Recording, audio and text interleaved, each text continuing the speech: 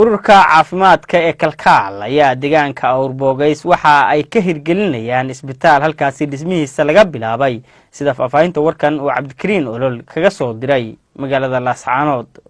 ururka caafimaadka ee kalkaal ee ka shaqeeya caawinta hooyada iyo dhallaanka ayaa isbitaal weyn waxa uu ka bilaabay dhismihiisa deegaanka Awrbogays ee gobolka Sool. deegaankaas oo taariikhda markii ugu horeysay dadka deegaanku ay helayaan isbitaal weyn oo la geeyo dadka caafimaad darrada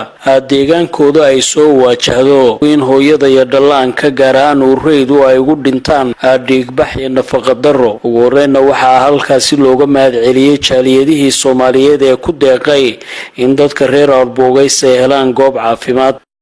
anoo ku hadlaya magaca deegaanka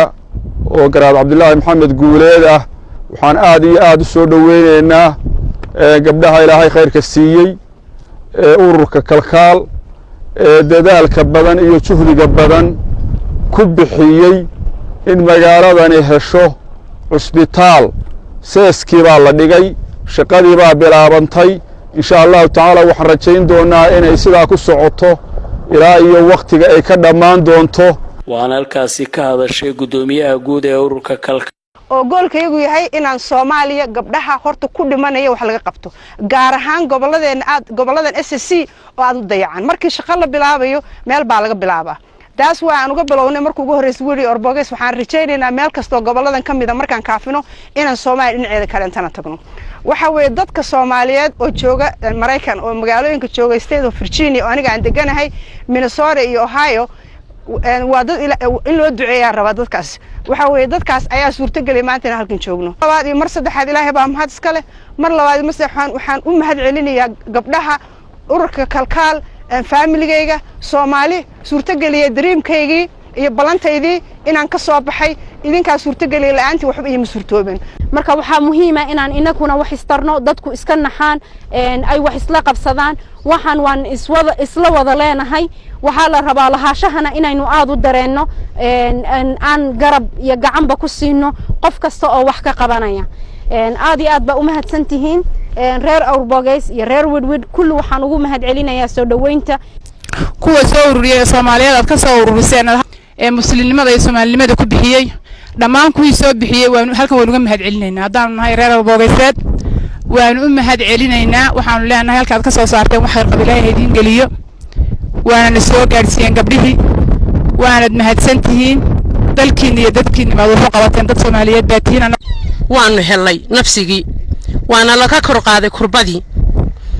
دكتوركي waa ka socda waa ka laga shaqeynayo alxamdulillah rabbil alamin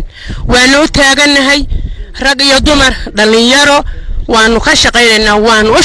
waanu shaqeysanayna umulaha waxa loo dhigaa iimayo kale